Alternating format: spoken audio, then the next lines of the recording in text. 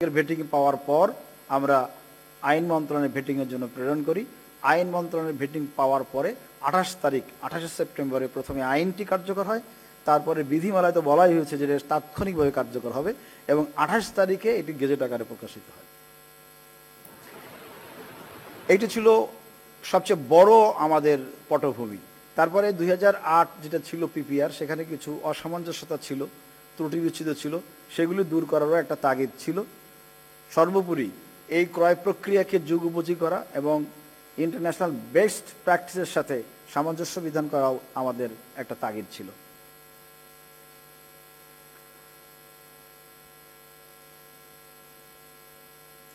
আপনারা যদি একটু দেখেন এই স্ক্রিনটাতে, সেখানে আমরা দেখব যে আগের যে আমার পিপিআর 2008 ছিল 130টি বিধি ছিল, এখন বিধির সংখ্যা হচ্ছে 154টি। আমাদের আগে তফসিল 6টি নতুন তফসিল আমাদের বৃদ্ধি পেয়েছে এবং বিদ্যমান 10টি তফসিলে আমরা সংশোধনী এনেছি। আমাদের বিলুপ্তি বিধির সংখ্যা 60টি, উপবিধি 23টি, নতুন বিধি সংযোজিত হয়েছে 24টি। এই মোট আমাদের এখন 154টি বিধি। পিপিআর 2025-এর স্যালিয়েন্ট ফিচারগুলি কি? নাম্বার 1 হচ্ছে ক্রয় কার্যে 10% যে 10% ক্যাপ ছিল সেটা বাতিল করা। 2 নম্বর হলো সরকারি ক্রয়ে ইজিপির ব্যবহার বাধ্যতামূলক করা। ভৌত সেবাকে আলাদা একটা ক্যাটাগরি হিসেবে নির্ধারণ করা। চুক্তি বাতিল প্রক্রিয়াকে সুস্পষ্ট করা। ক্রয় কার্যে, বিশেষত আন্তর্জাতিক ক্রয় কার্যে নেগোসিয়েশনের সুযোগ সম্প্রসারণ করা এবং অ্যাসেট ডিসপোজাল প্রক্রিয়ায় সূত্র উল্লেখ করা বা আপনার বেনিফিশিয়াল ওনারশিপ নির্ধারণ করা। পিপিআরে যদি আমাদের কোনো আদর্শ দলিল না থাকে তাহলে কি করণীয়? সেক্ষেত্রে আমরা যেটা বলেছি, উন্নয়ন সহযোগী বা আন্তর্জাতিকভাবে সুবিদিত কোনো সংস্থা কর্তৃক প্রকাশিত আদর্শ দলিল বিপিএর পূর্ব অনুমোদন ক্রমে ব্যবহার করা যাবে। এরকম আমরা অনেক ক্ষেত্রেই দেখি যে আমাদের কোনো আদর্শ দলিল নেই, কিন্তু আমাদের ক্রয়গুলি সামনে চলে আসে। সেক্ষেত্রে আমরা অনেকটাই অনুপায় হয়ে যায় যে কি করণীয়, কি করা উচিত। সেক্ষেত্রে আমরা বিধিতে সংযোজন করেছি 4.14-তে যে এক্ষেত্রে আমরা যেই বিধিগুলো সুবিদিত, আন্তর্জাতিকভাবে সুবিদিত বা যেই স্ট্যান্ডার্ড টেন্ডার ডকুমেন্টগুলো উন্নয়ন সহযোগীরা ব্যবহার করছে সেগুলি বিপিএর অনুমোদন ক্রমে ব্যবহার করা যাবে। ক্রয় প্রক্রিয়াকে সাস্টেনেবল প্রকিউরমেন্ট এবার প্রথমবার মতো যুক্ত করা হয়েছে। আপনারা জানেন যে এখন সাস্টেনেবল প্রকিউরমেন্টকে খুব গুরুত্ব দেওয়া হয়েছে। দ্যাট মিনস আমাদের প্ল্যানেট, প্রফিট এবং পিপল, এই 3টি এলিমেন্টকে, সাস্টেনেবিলিটি যে 3 পিস, এই 3 পিসকে সামনে রেখেই আমাদের যে কোনো রকম উন্নয়ন কার্যক্রম গ্রহণ করার একটা তাগিদ সারা বিশ্বব্যাপী আন্তর্জাতিকভাবেই এটা গুরুত্ব পাচ্ছে। সেক্ষেত্রে আপনার এনভায়রনমেন্টকে কতটা কম হার্ম করা যায়, কার্বন নিঃসরণ কতটা কমানো যায়, কর্মক্ষেত্রে যারা কাজ করেন শ্রমিকদের কতটুকু স্বাস্থ্য বিধান করা যায়, আপনার শিশু শ্রম আমরা বলছি নিষিদ্ধ করা, কতটুকু আসলে আমরা বাস্তবায়ন করতে পেরেছি এবং অর্থনৈতিক এবং পরিবেশগত বিষয়গুলোকে কিভাবে আমরা অ্যাড্রেস করেছি, সেই বিষয়গুলো আপনার অন্তর্ভুক্ত করার মাধ্যমে সাস্টেনেবল প্রকিউরমেন্টের এই বিধান আমাদের বিধিতে সংযুক্ত করা হয়েছে। প্রাইস অ্যাডজাস্টমেন্টের বিষয়টি বলা হয়েছে যে 18 মাসের বেশি যদি কোনো সময় বেশি লাগে তাহলে কার্য এবং ভৌত সেবার ক্ষেত্রে প্রাইস অ্যাডজাস্টমেন্ট করা যাবে, কিন্তু আমরা বলেছি যে পণ্য করার ক্ষেত্রে এই মূল্য সময়ের শর্তটা আরোপ করা যাবে না। আমরা এবার বেশ কিছু কমিটি নতুন করে আমরা সন্নিবেশ করেছি, যেগুলো আমরা মনে করেছি যে এই কমিটিগুলি খুবই প্রয়োজন এবং উন্নয়ন সহযোগীদের পক্ষ থেকেও 2টি কমিটির ব্যাপারে সুপারিশ ছিল। আমরা সেই 2টি কমিটি অন্তর্ভুক্ত করেছি। তার একটি হলো ভেরিয়েশন প্রতিপাদন কমিটি, আর একটা হলো আপনার বাড়ি ডিপার্টমেন্ট পর্যালোচনা কমিটি। এই 2টি কমিটি আমরা নিয়েছি আমাদের উন্নয়ন সহযোগীদের পরামর্শে। আমাদের যে বিনির্দেশ ও প্রাক্কলন কমিটি ছিল এটাকে আমরা পুনর্বিন্যাস করেছি। 3 থেকে এখন 5 জন সদস্য সমন্বয়ে এই কমিটিটা গঠিত হবে। এ প্রসঙ্গে একটা বিষয় আপনাদেরকে বলে নেই, 28 তারিখের আগে যে সমস্ত টেন্ডার আমরা দাখিল করেছি, প্লট করেছি, বিজ্ঞাপন, সেগুলো আমরা অ্যাজ ইউজুয়াল চলবে, কিন্তু 28 তারিখের পরে যে সমস্ত টেন্ডার আমরা দরপত্র আহ্বান করেছি 2025 সালের পিপিআর অনুযায়ী যেটা করা হয়নি, সেক্ষেত্রে কিন্তু একটা জটিলতা থেকে যাবে। এটা বিষয়টা কিন্তু আপনাদের ভেবে দেখতে হবে। আমরা মনে করি সেক্ষেত্রে পুনঃ টেন্ডার আহ্বান করাই সমীচীন হবে। তা না হলে এই বিষয়টি অডিট অবজেকশনের একটা বিষয় হয়ে যেতে পারে। যেমন আপনি হয়তো আগে অফিসিয়াল কস্ট এস্টিমেট তৈরি করে রেখেছেন, সেখানে যে কমিটিটা ছিল এখন কমিটির ফরমেশন চেঞ্জ হয়ে গেছে। একইভাবে আমরা ভৌত সেবাকে আলাদা একটা ক্রয় ক্যাটাগরি হিসেবে নির্ধারণ করেছি, সেটাও কিন্তু আপনার ক্রয় পরিকল্পনার মধ্যে আনার প্রয়োজন রয়েছে। সেগুলো যদি আমরা ঠিক না করে, ক্রয় পরিকল্পনাকে সংশোধন না করে এবং একইভাবে অফিসিয়াল কস্ট এস্টিমেটকে নতুন কমিটি দ্বারা ভ্যালিডেট না করে যদি আমরা টেন্ডার আহ্বান করি, সেক্ষেত্রে একটা কিন্তু অডিটের বিষয় হিসেবে দাঁড়িয়ে যেতে পারে।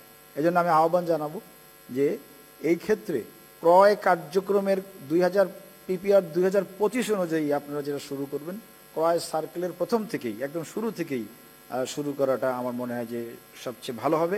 আর যেহেতু এটা অক্টোবর মাস, আপনারা তো কোয়ার্টারলি এপিপি সংশোধন করার একটা সুযোগ পিপিআর অনুযায়ী রয়ে গেছে, আপনারা এটা করতে পারেন। একইভাবে আমরা মূল্যায়ন কমিটিটাকেও একটু চেঞ্জ করেছি। সেখানে 3 জন এবং 5 জন সদস্যের একটা বিষয় আছে। একটা ইজিপিতে 3 জন সদস্য লাগে, আপনারা জানেন। তো এইভাবে আমরা আরেকটা যে বিষয়টা করেছি সেটা হলো ভেরিয়েশন প্রতিবেদন কমিটি, 3 জন সদস্য এটা নতুনভাবে সংযুক্ত করা হয়েছে। 3টি কমিটিতে আমরা অতিরিক্ত আগে যে 3টি ছিল এবং আরও 3টি, মোট 6টি কমিটিতে এখন সম্মানের ব্যবস্থা আমরা রেখেছি। অর্থ বিভাগ আমাদের এই প্রস্তাবে নাকচ করে দিয়েছিল। পরবর্তী আমি ব্যক্তিগতভাবে যোগাযোগ করার মাধ্যমে তাদেরকে বোঝাতে সক্ষম হয়েছি যে আমাদের 3টি কমিটি, বিশেষ করে আপনার এনলিস্টমেন্ট কমিটি, যেটা এলটিএম এর জন্য খুবই গুরুত্বপূর্ণ একটা কমিটি, তারপরে যেটা কাজ আপনার যে কারিগরি পরিবীক্ষণ এবং গ্রহণ কমিটি, যেটা আপনাকে আমরা technical examination and acceptance committee বলি, সেইটাও একটা দায় সারা গোছের ভাবে আমাদের এভাবে করা হতো। এখানে দেখা যেত যে কোনো সদস্য আসতো না, মিটিংও হয় না, সেখানে শুধু সই করে নিয়ে একটা দায় সারা গোছের ভাবে আমরা এই কমিটিটা কাজ করতো। এই জন্যে আমরা যেটা করেছি, আমরা বলেছি যে এখানে সম্মানের ব্যবস্থা করলে সবাই হয়তো কাজ করার ক্ষেত্রে একটা আগ্রহ দেখাবেন। একইভাবে আপনার স্পেসিফিকেশন এবং অফিসিয়াল এস্টিমেট যে কমিটিটা, সেটার ক্ষেত্রেও একই ঘটনা ছিল যে এই কমিটিটা আমি তো শুনেছি যে কোনো কোনো জায়গায় নাই, আবার যেখানে আছে সেখানে আবার ওই যে বহি সদস্য যিনি আসেন তিনি কখনোই আসেন না, তার কাছে পাঠিয়ে দেওয়া হয়, তিনি সই করে দেন। এই জন্য আমরা এগুলিকে সম্মানের ব্যবস্থা করেছি, যাতে করে এই কমিটিতে ওনারা আসতে আগ্রহী হন এবং একই সাথে এগুলিকে অ্যাকাউন্টেবল করা যায়। এই জন্য আমাদের এখন 6টি কমিটিতে সম্মানের ব্যবস্থা থাকছে, আগের 3টি কমিটি এবং বর্তমানে আর 3টি। একটি হলো আপনার তালিকাভুক্তকরণ, আর একটা হলো কারিগরি পরিবীক্ষণ ও গ্রহণ কমিটি, আর একটি হচ্ছে সম্ভবত ভেরিয়েশন প্রতিবেদন কমিটি। এনিওয়ে 3, 3, 6, আগে 3টে ছিল, উন্মুক্তকরণ, মূল্যায়ন এবং টেকনিক্যাল সাব কমিটি। এখন আর 3টির ক্ষেত্রে আপনার অনারেমের ব্যবস্থা রাখা হয়েছে। যেই 3টি কমিটি নতুন করে করা হয়েছে তার একটি হলো ভেরিয়েশন প্রতিবেদন কমিটি, আর একটা চুক্তি বাতিল প্রস্তাব পর্যালোচনা কমিটি এবং বারিতকরণ প্রস্তাব পর্যালোচনা কমিটি।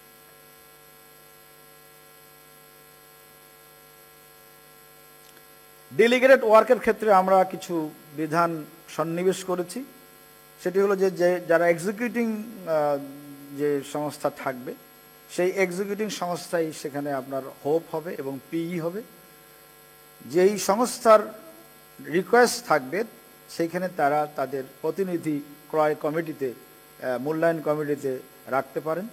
এবং যদি কোনো ডিজাইন, লেআউট, কাজের স্থান, নির্মাণ সামগ্রী বা অন্যান্য আনুষঙ্গিক যদি কোনো বিষয় পরিবর্তনের প্রয়োজন হয়, অবশ্যই রিকারিং যে এজেন্সি তাদের সম্মতি গ্রহণ করতে হবে, অনুমতি গ্রহণ করতে হবে। এবং অডিটটা হবে এক্সিকিউটিভ এজেন্সির, তারাই এই ব্যাপারে দায়িত্ব পালন করবেন, দায়িত্ব তাদের থাকবে অডিটের ব্যাপারে। অ্যাডভান্স ক্রয়ের বিষয়টা, এইটা আমাদের আগে পিপিআর ছিল না, আমরা নতুন এটা সন্নিবেশ করেছি। আমি এখানে আসার আগে জ্বালানি এবং খনিজ সম্পদ মন্ত্রণালয়ে অ্যাডিশনাল সেক্রেটারি প্ল্যানিং হিসেবে 10 মাস কাজ করেছি। আমরা সেখানে যেটা দেখেছি যে আমাদের জ্বালানির যে গ্যাসের যে আপনার কূপ খনন হয়, সেই কূপ খননের প্রজেক্টগুলো খুব দ্রুত করতে হয়। কারণ হলো আমাদের জানেন যে প্রতি মাসেই কিন্তু আমাদের গ্যাসের পরিমাণ কমে যাচ্ছে। এই গ্যাসের দ্রুত সরবরাহ নিশ্চিত করার জন্যই আমাদের এই প্রকল্পগুলিকে দ্রুত প্রক্রিয়াকরণ, অনুমোদন এবং টেন্ডার কার্যক্রমের কাজগুলি করার একটা প্রয়োজন দেখা দেয়। কিন্তু এক্ষেত্রে অ্যাডভান্স প্রকিউরমেন্টের বিধান না থাকার ফলে যেটা হয়েছে যে প্রকল্প অনুমোদন করিয়ে নেওয়ার পরে যদি আপনার প্রকিউরমেন্ট কার্যক্রম শুরু করা হয় তাহলে কিন্তু অনেক সময় লেগে যায়। এই জন্য আমরা অ্যাডভান্স প্রকিউরমেন্টের ব্যবস্থাটা রেখেছি। আপনার কন্ট্রাক্ট অ্যাওয়ার্ড আগ পর্যন্ত যেই আপনার প্রকিউরমেন্টের যে সমস্ত ধাপগুলি আছে সেইগুলি আপনি শুরু করতে পারবেন আপনার এখানে ক্রয়কারী কার্যালয়ে প্রধানের অনুমোদন নিয়ে।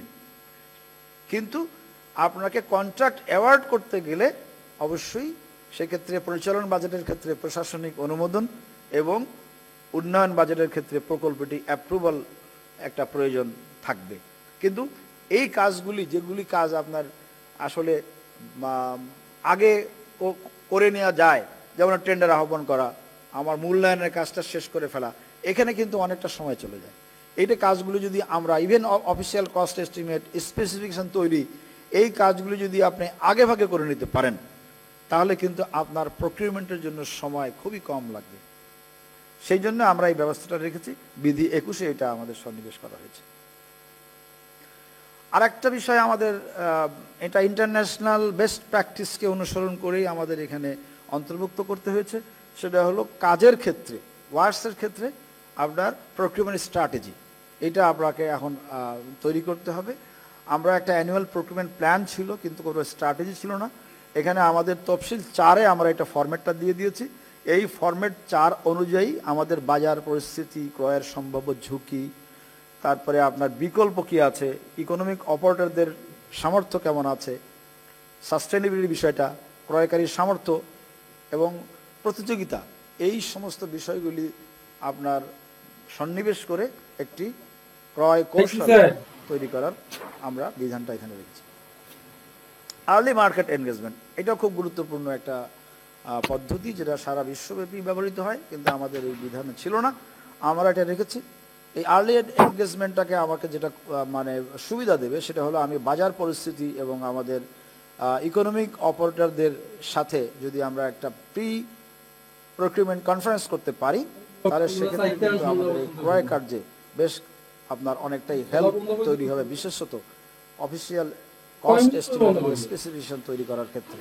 তবে এই ক্ষেত্রে একটা জিনিস খেয়াল রাখতে হবে, সেটা আমরা বিধিতে রেখেছি যে কোনোভাবেই যেন সীমাবদ্ধকর প্রতিযোগিতা পরিবেশ সৃষ্টি না হয়, সেই দিকে ক্রয়কারী সতর্কতা অবলম্বন করবে। বিজিবিতে ক্রয় কার্যক্রম বাধ্যতামূলক করা হয়েছে, এটা আইনে করা হয়েছে, আমরা বিধিতে এটা নিয়ে এসেছি। সরি, এটা ইজিবির নয়, এটা হলো আপনি ম্যানুয়ালি করেন আর ইজিবিতেই করেন, আপনাকে বার্ষিক ক্রয় পরিকল্পনাটা অবশ্যই ইজিবিতে আপলোড করতে হবে। এটা আইনে এসেছে, আমরা এটা বিধিতেও নিয়ে এসেছি। এখন আমাদের ইজিবির বাধ্যতামূলক কিন্তু আইনেই করা হয়েছে এবং সেটা আমরা বিধিতে এনেছি। কাজেই এখন ইজিবিটা আমাদের বাধ্যতামূলকভাবে বাস্তবায়ন করতে হবে। পিডাব্লিউডি অবশ্যই আমরা জানি যে তারা ইজিবিতেই টেন্ডার আহ্বান করে থাকেন, সমস্ত ক্রয় কার্যক্রম ইজিবিতেই বাস্তবায়িত হয়। কিন্তু আমরা অনেক ক্ষেত্রে কন্ট্রাক্ট ম্যানেজমেন্ট সিস্টেম এবং আইবাস++-এর মাধ্যমে বিল দাখিলের বিষয়টা আমরা একটু ঘাটতি দেখেছি। এক্ষেত্রে আমরা আহ্বান জানাবো, আমরা ইতিমধ্যেই কন্ট্রাক্ট ম্যানেজমেন্ট সিস্টেম চালু করার জন্য আমি 15টি সংস্থাকে, এবং গত বছর ছিল 3টি, এই মোট 18টি সংস্থার প্রধানদেরকে কিন্তু আমি আধা সরকারি পত্র দিয়েছি যাতে এই কন্ট্রাক্ট ম্যানেজমেন্ট সিস্টেম এবং আইবাস++-এর মধ্যে বিল দাখিলের কার্যক্রমটা তারা শুরু করেন। এবং শুধু তাই না, এই 18টি সংস্থার ক্রয় কার্যের সাথে জড়িত, কন্ট্রাক্ট ম্যানেজমেন্টের সাথে জড়িত, সিস্টেম ম্যানেজমেন্টের সাথে জড়িত যারা, তাদেরকে আমরা ট্রেনিংও দিয়েছি। 6 দিনের একটা 5 দিনের একটা ট্রেনিংও তাদেরকে সবাইকে দিয়েছি। এখন আমাদের উপদেষ্টা, পরিকল্পনা উপদেষ্টা মহোদয় ইচ্ছা পোষণ করেছেন যে তিনি এটি আনুষ্ঠানিকভাবে উদ্বোধন করবেন। আমরা কোনো একটি দিন ধার্য করে এই মাসে আমরা উপদেষ্টা মহোদয় এইটি উদ্বোধন করবেন। আপনাদের সংস্থা প্রধানদেরকে অবশ্যই আমরা সেখানে দাওয়াত করব। তো কাজেই এই উদ্বোধনের আগেই যেন আমরা সিএমএস এবং আমরা আইবাস প্লাস আমাদের বিল দাখিলের বিষয়টাকে এনশিওর করতে পারি, সে ব্যাপারে আমরা সংস্থা প্রধান মহোদয় যারা আছেন এখানে তাদের আমরা দৃষ্টি আকর্ষণ করছি। পারফরমেন্স সিকিউরিটি এবং রিটেনশন মানি নিয়ে আমরা বেশ কিছু পরিবর্তন এখানে এনেছি। আমাদের যেমন কার্য সম্পন্ন আপনার পারফরমেন্স সিকিউরিটি এবং রিটেনশন মানি, এটা একত্রে আমরা একটা নাম দিয়েছি জামানত, চুক্তি সংশ্লিষ্ট জামানত হিসেবে। এটা আমরা আগে ছিল দুইটাকে আমরা একসাথে পারফরমেন্স সিকিউরিটি বলতাম। তো পণ্য ক্রয়ের ক্ষেত্রে আগে আমাদের রিটেনশন মানির ব্যবস্থা ছিল না, এবার আমরা সেটা রেখেছি।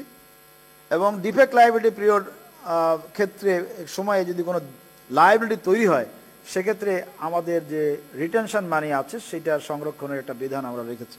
ফ্রন্ট লোডিংয়ের ক্ষেত্রেও একইভাবে আমাদের অতিরিক্ত জামানত রাখার ক্ষেত্রে আমরা রিটেনশন মানির মাধ্যমে এটা সংস্থান করার একটা ব্যবস্থা রেখেছি। এখানে যদি আমরা দেখেন তাহলে একটা চিত্র আমরা দেখতে পারবেন, সেটা হলো কার্যের ক্ষেত্রে পারফরমেন্স সিকিউরিটির পরিমাণ 5%, আগেও তাই ছিল। কার্য সমাপ্তির পরে এটা ফেরত দিতে হবে। রিটেনশন মানি 5% প্রতি পেমেন্টের জন্য। সকল ত্রুটিজনিত দায় মেয়াদ অতিক্রান্ত হওয়ার পর এটা ফেরত দিতে হবে। পণ্যের ক্ষেত্রে 10% এবং পণ্য সবের অন্তে এটা মূল্য পরিশোধের পর ফেরত দিতে হবে। আর রিটেনশন মানি হলো 10%, এটা আমার চূড়ান্ত পেমেন্ট থেকে আমরা এটা কেটে রাখবো। সকল ত্রুটিজনিত দায়ের মেয়াদ অতিক্রান্ত হওয়ার পর এটা ফেরত দেওয়া যাবে। ফ্রন্ট লোডিং বা ভারসাম্যহীন দরপত্রের ক্ষেত্রে একইভাবে 5% হচ্ছে আমাদের পারফরমেন্স সিকিউরিটি, কার্য সমাপ্তির পরে ফেরত দেওয়া যাবে। এবং রিটেনশন মানি প্রতি পেমেন্ট থেকে 20% এখানে আমরা রাখতে পারবো। 10% আমরা কার্য সমাপ্তির পরে ফেরত দেবো এবং বাকি 10% হলো সকল ত্রুটি যে লায়াবিলিটি তৈরি হয় সেগুলি মেয়াদ অতিক্রান্ত হওয়ার পরে আমরা ফেরত দেবো। এবার একইভাবে পরামর্শ সেবা 3 থেকে 5% পারফরমেন্স সিকিউরিটি নেওয়ার বিধান আছে, তবে এটি ঐচ্ছিক। যদি ইচ্ছা করেন রাখতে পারেন, ইচ্ছা না করলে রাখবেন না। এটা সেবা সমাপ্তির পরে ফেরত দিতে হবে যদি রাখেন। আর এখানে রিটেনশন মানির বিষয়টি নেই। ভৌত সেবার ক্ষেত্রেও 5% হচ্ছে পারফরমেন্স সিকিউরিটি এবং একইভাবে সেবা সমাপ্তির পরে ফেরত দিতে হবে। এবং রিটেনশন মানিও প্রযোজ্য ক্ষেত্রে 5% প্রতি পেমেন্টের ক্ষেত্রে, সেবা সমাপ্তির পরে এটা ফেরতযোগ্য। কোম্পানি আইনের ক্ষেত্রে, কোম্পানি আইনের ক্ষেত্রে আমাদের একটি বিষয় আমরা নতুনভাবে সন্নিবেশ করেছি, সেটা হলো আমাদের আইনের 3 এবং 3 উপধারা 3-এ যেটা বলা আছে সেটা হলো যে আপনার ক্রয়ের পিপিআর এর একটা আপনার পাবলিক প্রকিউরমেন্ট অ্যাক্টের স্কোপ কোন কোন জায়গাতে এটা প্রযোজ্য হবে। সেখানে বলতে গিয়ে এক জায়গায় বলা হয়েছে কোম্পানি আইন 1994 দ্বারা নিবন্ধিত কোনো কোম্পানি তারা যদি সরকারি তহবিলের ক্ষেত্রেই এই প্রকিউরমেন্টের আইনের আওতায় আসবে। কিন্তু বিধিতে আগে যেটা ছিল যে সকল কোম্পানির ক্ষেত্রে বোর্ড অফ ডাইরেক্টরসের সিদ্ধান্তই চূড়ান্ত বলে গণ্য হবে। এখানে আপনার অর্থ বিভাগের যে ডেলিগেশন অফ ফাইন্যান্সিয়াল পাওয়ার আছে সেটি প্রযোজ্য ছিল না। আমরা এই জন্য এটা অনেক পর্যালোচনা হয়েছে। অর্থ বিভাগ তো একটা সার্কুলার জারি করে দিয়েছে তারা ডেলিগেশন অফ ফাইন্যান্সিয়াল পাওয়ার সংশোধন করে, এবং ক্রয় সংক্রান্ত যে মন্ত্রিসভা কমিটি আছে বা উপদেষ্টা পরিষদ কমিটি আছে তাদের যে কর্মপরিধি সেইখানেও এটা অন্তর্ভুক্ত করা যায় কিনা সে ব্যাপারে আমাদের কাছে ক্যাবিনেট ডিভিশন থেকে মতামত চেয়েছিল। তো সেই মতামত আমরা দিয়েছি। এরপর একটি মিটিং সেখানে হয়েছে ক্যাবিনেট ডিভিশনে। সেখানে যেই অবজারভেশনটা মিটিং করেছে সেটা হলো আমরা যদি আইনের স্কোপ চেঞ্জ না করি, যেটা বলা আছে যে সরকারি তহবিল ক্ষেত্রেই কেবল এই আইন প্রযোজ্য হবে, এই স্কোপ যদি আমরা চেঞ্জ না করি তাহলে আমরা কিন্তু কোম্পানির ক্ষেত্রে আপনার ডেলিগেশন অফ ফাইন্যান্সিয়াল পাওয়ার অর্থ বিভাগের সেইটা আমরা অনুসরণ করতে পারবো না। একইভাবে কোম্পানি আইন 1994-কেও পরিবর্তনের একটা বিষয় আছে। তো এই জন্য আমরা মতামত দিয়েছি এবং ক্যাবিনেট ডিভিশন কিন্তু তাদের ক্রয় সংক্রান্ত মন্ত্রিসভা যে কমিটি বা উপদেষ্টা পরিষদ কমিটির কার্যপরিধি তারা এখনো পরিবর্তন করেননি। আমরা বিধিমালার ক্ষেত্রে আমাদের উপদেষ্টা মহোদয়ের পরামর্শে আমরা এটাকে দুইটা ভাগে ভাগ করেছি। এক, যদি কোনো কোম্পানি সরকারি তহবিল ব্যবহার করেন তাহলে তারা ডেলিগেশন অফ ফাইন্যান্সিয়াল পাওয়ার অনুযায়ী যেখানে অনুমোদনের বিষয় আছে সেখানে অনুমোদনের বিষয়ের জন্য পাঠাতে হবে। এখন এই সরকারি তহবিল কি? সরকারি তহবিলের সংজ্ঞা কিন্তু আমাদের আইনেও দেওয়া আছে, বিধিতেও দেওয়া আছে, একই সংজ্ঞা। কাজেই সরকারি তহবিল যখন ব্যবহার করবে কোনো কোম্পানি তখন কিন্তু ডেলিগেশন অফ ফাইন্যান্সিয়াল পাওয়ার অনুযায়ী যেই অনুমোদনকারী কর্তৃপক্ষের কাছে যাওয়ার কথা সেটি সেই অনুমোদন কর্তৃপক্ষ আপনার ইভালুয়েশন কমিটির রিপোর্ট অনুমোদন করবেন। কিন্তু কোম্পানি আইনের নিজস্ব অর্থায়নে যদি হয়, কোম্পানির নিজস্ব অর্থায়নে হয়, সেখানে আমরা বলেছি সেক্ষেত্রে ডেলিগেশন অফ ফাইন্যান্সিয়াল পাওয়ার প্রযোজ্য হবে না।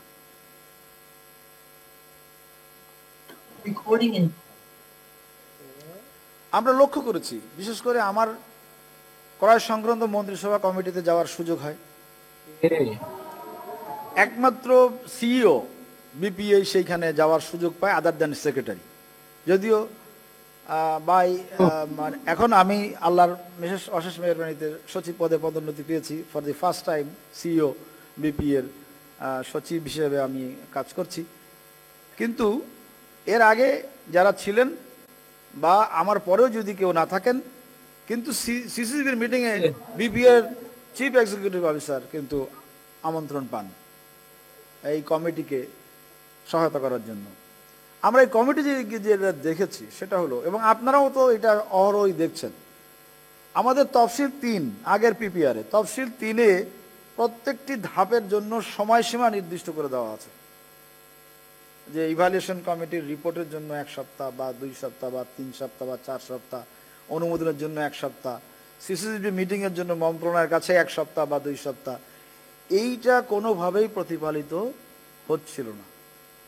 অত্যন্ত উদ্বেগের বিষয় হলো এই যে আমরা দেখলাম মন্ত্রণালয় থেকে একটি ক্রয়ের অনুমোদনের প্রস্তাব সিসিডিবিতে আসতে 300 দিনের বেশি সময় ব্যয় হয়েছে। মন্ত্রণালয়ের কাজ কি এক্ষেত্রে? মন্ত্রণালয় কিন্তু এখানে কাজ শুধু রিকারিং বডির প্রস্তাবটাকে সিসিডিবির মিটিংয়ে প্রেরণ করা। এটার জন্য 3 শতাধিক দিন ব্যয় হয়েছে। একইভাবে আপনার একটি প্রকল্পের ক্ষেত্রে দেখা গেল অনুমোদনের জন্য 900 দিনের বেশি ব্যয় হয়েছে। একটা প্রজেক্টের মেয়াদ কতদিন থাকে? 3 থেকে 5 বছর। একটা প্রকিউরমেন্টের ইভালুয়েশনে যদি 900 দিন ব্যয় হয় তাহলে এই প্রজেক্ট কবে শেষ হবে? এই জন্য আমরা যেটা করেছি সেটা হলো, আমরা এই সময়সীমাটাকে আমরা পর্যালোচনা করে দেখেছি এটা রেশনালাইজ করা দরকার। আমরা সেটা করেছি। করার পরে এখন যেটা হবে, ইজিবি সিস্টেমে ওই সময়সীমা অতিবাহিত হওয়ার সাথে সাথে ইজিবি সিস্টেম ব্লক হয়ে যাবে। এক্ষেত্রে আর মূল্যায়ন কমিটি এই কাজ অগ্রসর করতে পারবে না। সেক্ষেত্রে আমরা তফসিলটা, এখন নাম হয়েছে তফসিল 6, আগে ছিল তফসিল 3, এখন তফসিল 6। এই তফসিল 6-এ যে সময়সীমা দেওয়া আছে, এই সময়সীমার পরে যদি কেউ সম্পন্ন করতে না পারেন তাহলে সিস্টেম উইল ব্লক ইট, এবং এই ব্লক ছুটাতে গেলে আপনার মন্ত্রণালয়ের সচিবের যৌক্তিক কারণ দর্শিয়ে আপনার আবেদন করার দরকার হবে। কাজে আমার মনে হয় এই পর্যন্ত যাওয়ার দরকার হবে না, কারণ একজন মন্ত্রণালয়ের সচিব পর্যন্ত যাওয়া এবং যৌক্তিক কারণ দর্শানো it's very not so easy. এই জন্য আমরা বলেছি যে এটা মন্ত্রণালয়ের সচিব কাছে যেয়ে আপনার এই ব্লক সিস্টেমটাকে প্রত্যাহার করার জন্য আবেদন করতে হবে। সিসিজিবির জন্য যদি কোনো প্রস্তাব মন্ত্রণালয় থেকে আপনার যেতে ওই নির্ধারিত সময়ের বেশি লাগে, ওটাও কিন্তু ব্লক হবে, এবং একইভাবে এইটা ছোটাতে গেলে বিপিএর কাছ থেকে পারমিশন নিতে হবে, বিপিএর সম্মতি গ্রহণ করতে হবে। চুক্তি এবারম স্বাক্ষর পর 3টি নোটিশ, এটা আমরা বেশি ডিটেল আলোচনা করতে চাই না। নোটিফিকেশন অফ অ্যাওয়ার্ড দেওয়ার পরে একটা বিষয় ছিল যে অ্যাকসেপ্টেন্স লাগবে ঠিকাদারের, আমরা এটাকে অপ্রয়োজনীয় মনে করেছি, আমরা সেটাকে আর রাখিনি। আমরা বলেছি যে অ্যাকসেপ্টেন্স লেটার দেওয়া মানে নোটিফিকেশন অ্যাওয়ার্ড রিসিভ করা মানেই হচ্ছে আমি ধরে নেব যে সে অ্যাকসেপ্ট করেছে আমাদের এই লেটারটি। আর দুইটা আপনার নোটিশের ব্যাপার বলা আছে, এটা অ্যাজ ইউজুয়াল, এটা ব্যাখ্যা করার আমি সময় দিতে চাচ্ছি না। ভেরিয়েশন, এই ভেরিয়েশনের ক্ষেত্রে আমরা বেশ কিছু পরিবর্তন এনেছি। প্রথমত আপনাদের ডাইরেক্ট প্রকিউরমেন্ট মেথড ছিল যে চ্যাপ্টারটায়, সেখানে আপনারা দেখবেন 6টি উপবিধি ছিল, অ্যাজ ইফ মনে হতো যে এইগুলি ক্রয়ের একটা বিধান। যেমন সেখানে কি কি ছিল, ডাইরেক্ট প্রকিউরমেন্টের মধ্যে ছিল variation order, extra work order, repeat order, direct contracting, force account এবং আপনার cash purchase, direct cash purchase. আমরা দেখলাম এর মধ্যে শুধু ডাইরেক্ট কন্ট্রাক্টিং, ফোর্স অ্যাকাউন্ট এবং ডাইরেক্ট ক্যাশ পারচেসই ডাইরেক্ট প্রকিউরমেন্টের সাথে রিলেটেড, আর বাকি যে 3টি, সেটা 3টি হলো কন্ট্রাক্ট ম্যানেজমেন্টের সাথে রিলেটেড। এই জন্য এটা আমরা কন্ট্রাক্ট ম্যানেজমেন্ট পার্টে নিয়ে গেছি, এখানে রাখিনি। এই জন্য এই চ্যাপ্টারটি আমাদের খুব ছোট হয়েছে। সেখানে ডাইরেক্ট প্রকিউরমেন্টের 3টি বিষয় এখানে থাকবে, একটি ডাইরেক্ট কন্ট্রাক্টিং, একটি হলো ফোর্স অ্যাকাউন্ট, আর একটা হলো ডাইরেক্ট ক্যাশ পারচেস। আর একটা যে বিষয়টা করা হয়েছে সেটা হলো ক্রয় সংক্রান্ত মন্ত্রিপরিষদ মিটিংয়ে, এটা খুবই প্রতি মিটিংয়েই প্রায় এই বিষয় নিয়ে অনেকক্ষণ আলোচনা হয় এবং কমিটি এটা খুব অসন্তোষ প্রকাশ করেন যখন দেখা যায় বারবার ভেরিয়েশনের প্রস্তাবগুলি তাদের কাছে আসে। এবং ভেরিয়েশনের ক্ষেত্রে অনেক ক্ষেত্রে দেখা যায় যে আপনার অনেক কাজ আছে যেগুলি আপনার ইয়ের মধ্যে নাই, প্রকল্প দলিলের মধ্যেই নাই, এই ধরনের অনেক কাজ অন্তর্ভুক্ত করা হয়, যেটাকে আমরা এটা বহু কনসার্ন হিসেবে আলোচনা করা হয়েছে। দেখা গেছে যে আপনার ভেরিয়েশনের বিষয়গুলো, এই জন্য এগুলিকে নিয়ন্ত্রণের জন্য আমাদের ক্রয় সংক্রান্ত মন্ত্রিপরিষদ মিটিং থেকে একটি পরামর্শ দেওয়া হয়েছিল। আমরা যেটা বলেছি যে আগে যেটা ছিল, যিনি বহুল চুক্তি অনুমোদন করতেন তিনি 15% পর্যন্ত ভেরিয়েশন অনুমোদন করতে পারতেন, এবং 15%-এর উপরে এবং আপ টু 50% এটা করতেন তার পরবর্তী ঊর্ধ্বতন কর্তৃপক্ষ।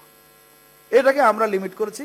আমরা মূল চুক্তি অনুমোদন যিনি করবেন তার কাছে রেখেছি 10%, এবং আপনার 10-এর থেকে আপ টু 30% করতে পারবেন তার পরবর্তী কর্তৃপক্ষ।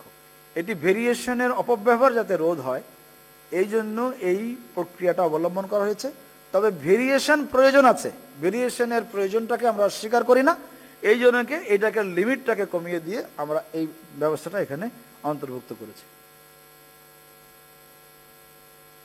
চুক্তি বাতিল প্রক্রিয়া স্পষ্টীকরণ, আগে আমাদের যেটা ছিল সেখানে এটা স্পষ্ট ছিল না, এই জন্য আমরা যেটা করেছি 3 সদস্য বিশিষ্ট কমিটির মাধ্যমে এই চুক্তি বাতিল প্রস্তাব পর্যালোচনা করে তারপরে আমরা এটা তাদের সুপারিশ অনুযায়ী যথাযথ ব্যবস্থা গ্রহণের জন্য এই ব্যবস্থাটা রেখেছি। সেক্ষেত্রে ক্রয়কারী কার্যালয় প্রধান এটা অনুমোদন দেবেন।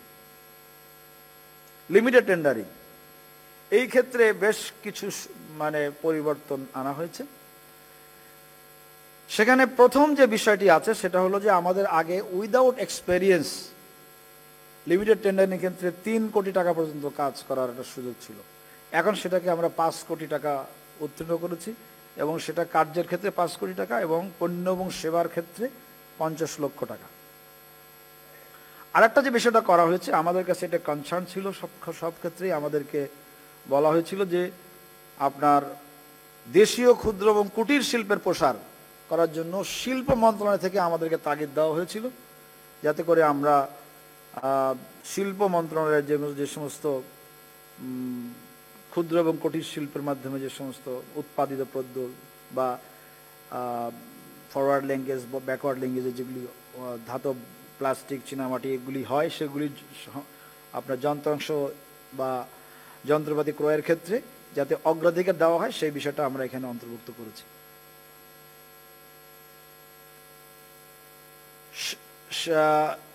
সীমিত দরপত্রের ক্ষেত্রে আরেকটি বিষয় এখানে আছে, সেটা হলো যে আপনার ওই যে 5% প্লাস মাস ক্যাপ আগেও ছিল, এটা এখনো সেটা অব্যাহত আছে।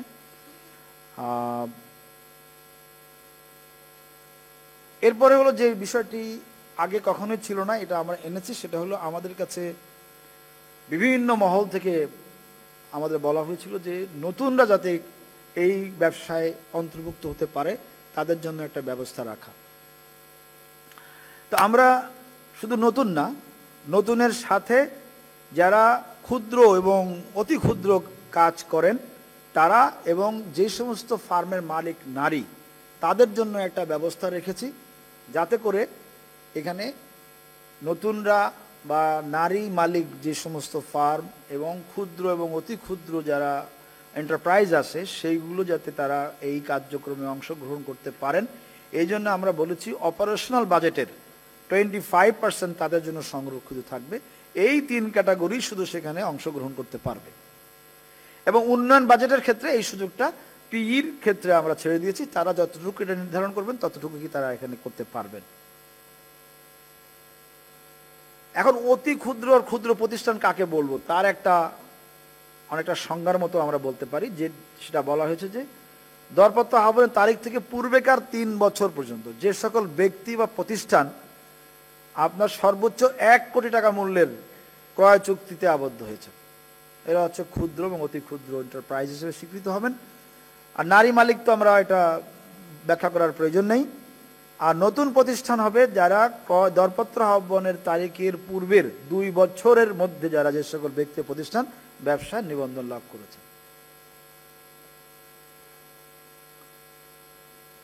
একটি নতুন বিষয় রাখা হচ্ছে রিভার্স অকশন। এইটি কিন্তু আগে ছিল না, এখন নতুন এখানে সন্নিবেশ করা হয়েছে। যে সমস্ত স্ট্যান্ডার্ড পণ্য এগুলির সুস্পষ্ট কারিগরি বিনির্দেশ তৈরি করা যাবে থাকে, সেইগুলো আপনার শুধু ইলেকট্রনিক পদ্ধতিতে মানে ইজিবিতেই এটা করা যাবে। বিপরীত নিলামটা আমরা জানি যে অকশনের মাধ্যমে বিক্রি করা হয়, কিন্তু এক্ষেত্রে আমরা ক্রয় করব, এই জন্য নাম দেওয়া হচ্ছে বিপরীত নিলাম।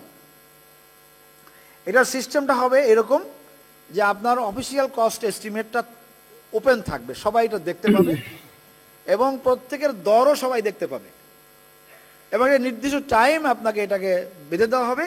ওই টাইমের মধ্যে টেন্ডারকারীরা যারা এখানে দাখিল করবেন তারা তাদের যার সর্বনিম্ন হবে সেক্ষেত্রে আপনার তারটাই গ্রহণ করা হবে ওই নির্দিষ্ট সময়ের মধ্যে। অনেকটা আমাদের বাজারের নিলামের মতো, যে আমরা বলি না এরকম, দেখেন অনেক জায়গায় আছে মাছ বিক্রি করে নিলামের মাধ্যমে, যে একটা দাম উঠলো 50 টাকা, 51, 52, 53 এইভাবে করতে থাকে। আমাদের সোয়ারিঘাট বাজার কিনতে যাবেন, মাছ কিনতে যাবেন, সেখানে দেখবেন এই নিলাম এখনো আছে। এটা এরকমই যে আমার থাকবে আপনি কত কম দিতে পারেন। ধরেন একটা কলমের দাম 10 টাকা, কেউ এটা দিল 9.5 টাকা, কেউ দিল 9 টাকা 75, 9 টাকা 25, কেউ দিল 9 টাকা। এই যে এইভাবে করে করে একটা নির্দিষ্ট সময়ের মধ্যে যারটা লোয়েস্ট হবে তার কাছ থেকে আমরা কিনব। এইটা হলো রিভার্স অকশন, এবং এটা একত্রে 3 লক্ষ টাকা একটি একক ক্রয়ের ক্ষেত্রে, এবং বাৎসরিক অনূর্ধ্ব 15 লক্ষ টাকা। এটা আমি আগেই বলেছি যে সরকারি সরাসরি চুক্তি, নগদ ক্রয় এবং ফোর্স অ্যাকাউন্ট, এটাই হলো আমার ডিপিএম, এবং এগুলি আমার শিডিউল দ্বারা মূল্যসীমা এগুলি সবকটাই বৃদ্ধি করা হয়েছে। দূতাবাসে ক্রয়ের ক্ষেত্রে এক্ষেত্রে আমরা অনেক সময় লক্ষ্য করি বা আমাদের কাছে এরকম মতামত আসে যে তাদের ক্ষেত্রে এই বিদেশে ক্রয়ের ক্ষেত্রে আমাদের পিপিআর অনেক সময় তারা ফলো করতে পারে না।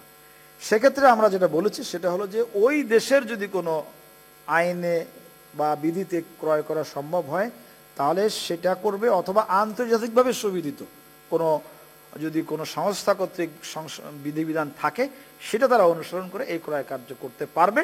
তবে এক্ষেত্রে অর্থনৈতিক বিষয় সম্পর্ক মন্ত্রী সভা কমিটির পূর্ব অনুমোদন গ্রহণ করতে হবে।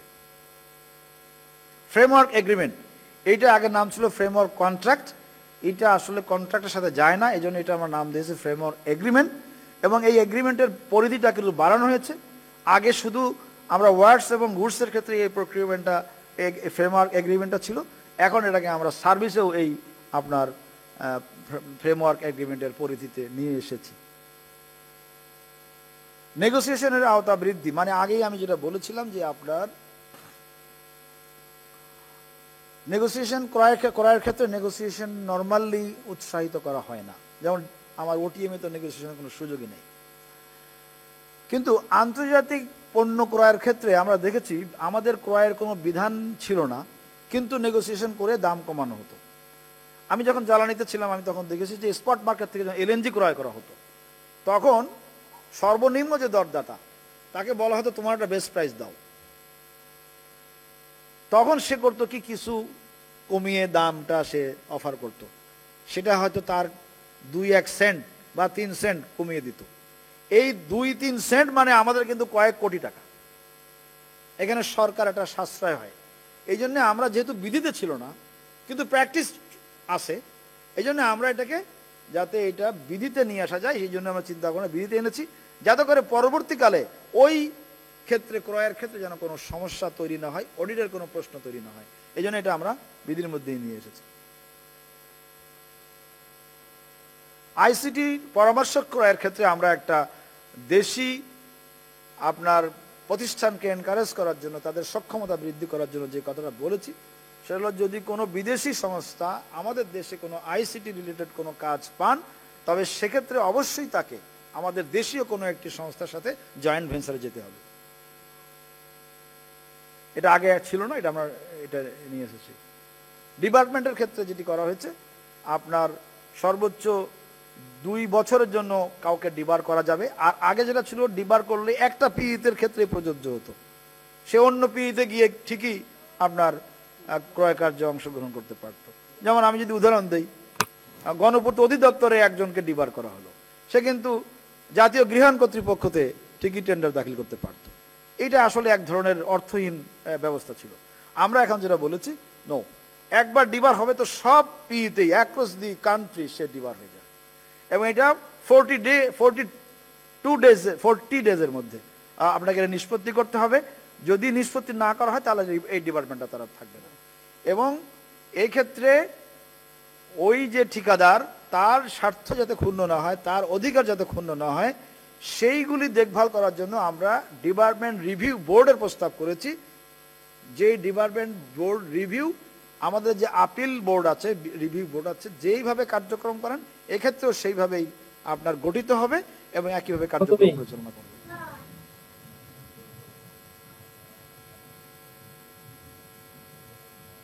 এটা সাসপেনশন যেটা আমি বললাম যে 42 দিন তাকে ডিবার করা যাবে, এবং 42 দিনের মধ্যে যদি আমি কোনো ব্যবস্থা তাকে আমি সাসপেনশন থাকবে। যদি সে সত্যিকার অর্থে প্রমাণিত হয় তাকে 2 বছরের মতো তাকে নিষেধাজ্ঞা দেওয়া যাবে। তবে যদি 42 দিনের মধ্যে আমি এই সাময়িক নিষেধাজ্ঞার ব্যাপারে কোনো ব্যবস্থা না নেই তাহলে 42 দিন পরে অটোমেটিক তার এটা উইথড্র হয়ে যাবে। আপিলের কথা তো বললামই, এটা আপিল করতে পারবে, তফসিল 21 এর বিধান মতে তারা এটা আপিল করতে পারবে। ইজিবি ব্যবহার বাধ্যবাধকতার কথা আমি আগে বলেছি, নতুন করে আর এখানে বলার কিছু নাই।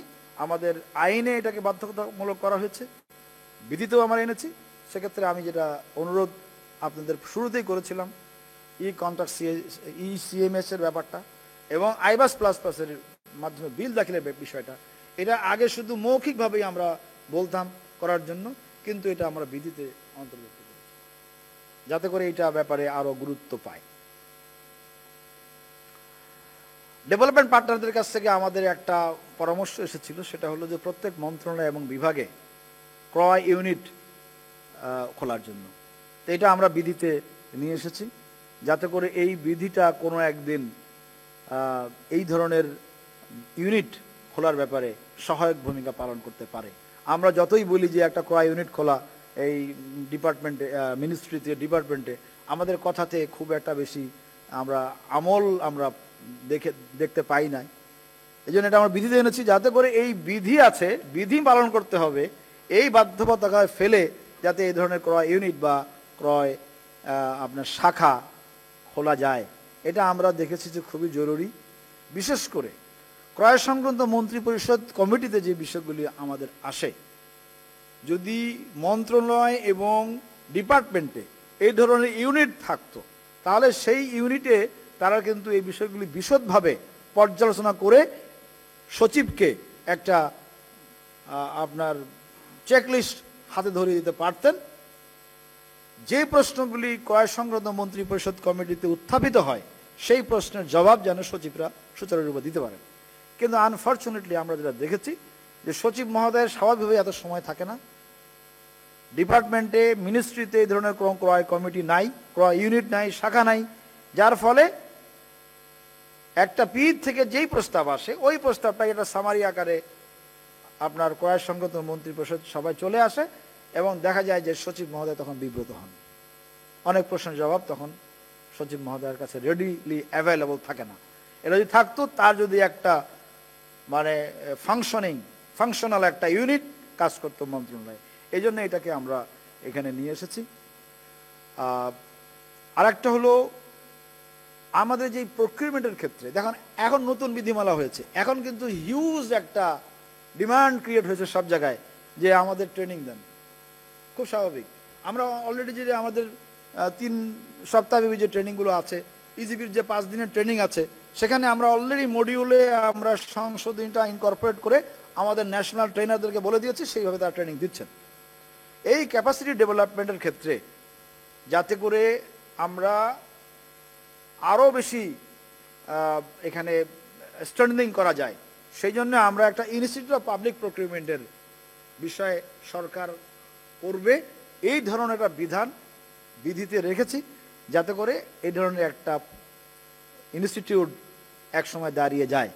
আপনাদেরকে উদাহরণ হিসেবে বলি, অর্থ বিভাগে ইনস্টিটিউট অফ পাবলিক ফাইন্যান্স নামে একটি ইনস্টিটিউট আছে, সেখানে পাবলিক ফাইন্যান্সিয়াল ম্যানেজমেন্টের উপরে ট্রেনিং দেওয়া হয়।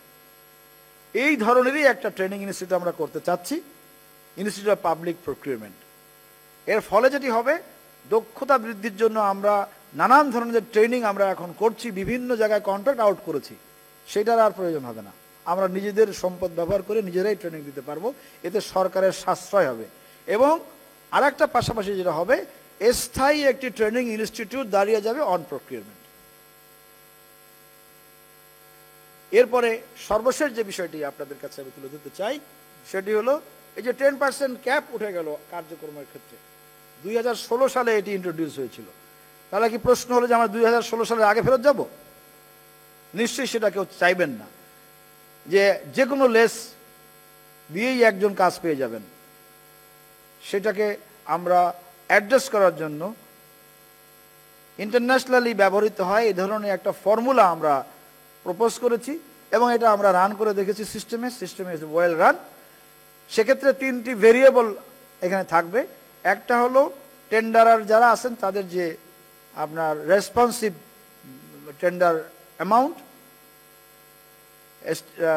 আর হলো যেটা আপনার অফিসিয়াল কস্ট এস্টিমেট, এবং টেন্ডার ওপেনিংয়ের লাস্ট 20 ডেজের যে অ্যাভারেজ আমাদের ভ্যালুটা থাকে, এই 3টির একটা ওয়েটেড অ্যাভারেজ তৈরি করা হবে। এবং এই ওয়েটেড অ্যাভারেজের ফলে যে ভ্যালুটা পাওয়া যাবে, সেইটার স্ট্যান্ডার্ড ডেভিয়েশন বের করে স্ট্যান্ডার্ড ডেভিয়েশনটা বাদ দিলে যেই ফিগারটা দাঁড়াবে, সেই ফিগারটাই হবে আমাদের লোয়েস্ট টেন্ডারার এর বেঞ্চমার্ক। তার মানে ওই যে ফিগারটা দাঁড়াবে, তার নিচে যারা থাকবে তাদেরটা অটোমেটিক্যালি বাদ যাবে। ওই যে ফিগারটা দাঁড়ালো আমাদেরকে, সেই ফিগারের কাছে সবচেয়ে কাছে যে সেই অ্যাওয়ার্ডেড হবে। এবং এটা আমরা অলরেডি পরীক্ষা করে দেখেছি। আশা করি আমাদের এইটি ভালো কাজ দেবে।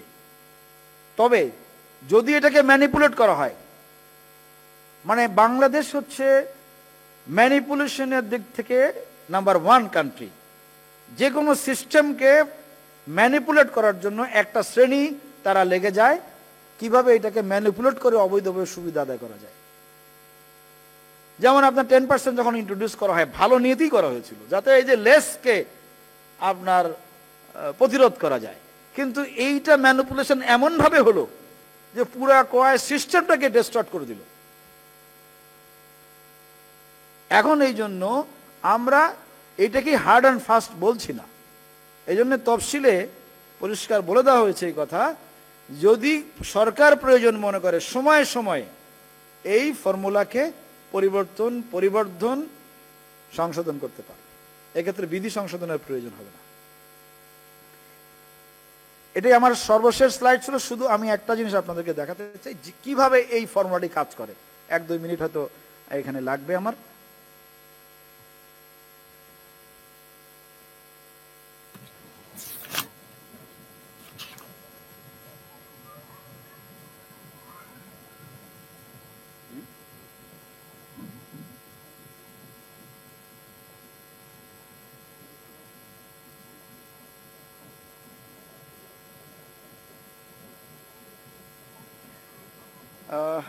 আমার মনে হয় যে সময় না নিয়ে আমরা এবার প্রশ্ন যেতে পারি। আমাদের উপস্থাপনা শেষ হয়েছে। আমি এখন মঞ্চে আমার সাথে প্রশ্ন উত্তরে অংশগ্রহণ করার জন্য আমাদের পরিচালক শাহ ইয়ামান ইসলাম এবং আমাদের সিস্টেম অ্যাডমিনিস্ট্রেটর ইজিপি নাজমুল আবেদিনকে মঞ্চে আসার জন্য আহ্বান জানাচ্ছি।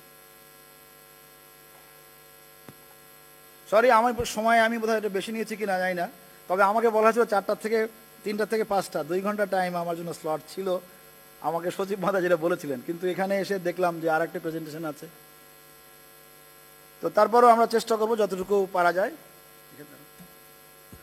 আপনাদের প্রশ্নের জবাব। আর এটা যদি ঠিক হয়, জানি না হবে কিনা।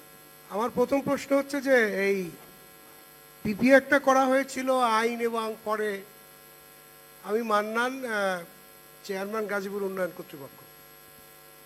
এই পিপিআর করা হয়েছে স্বচ্ছতা, কেনাকাটা স্বচ্ছতা নিশ্চিত করার জন্য, কিন্তু আদৌ কিন্তু আমরা বিগত বছরগুলোতে এটা করতে পারিনি। এখন এই যে পরিবর্তনগুলো হয়েছে এটা কি আদৌ স্বচ্ছতা নিশ্চিত হবে কিনা আমি জানি না, সচিব মহোদয় বলবেন।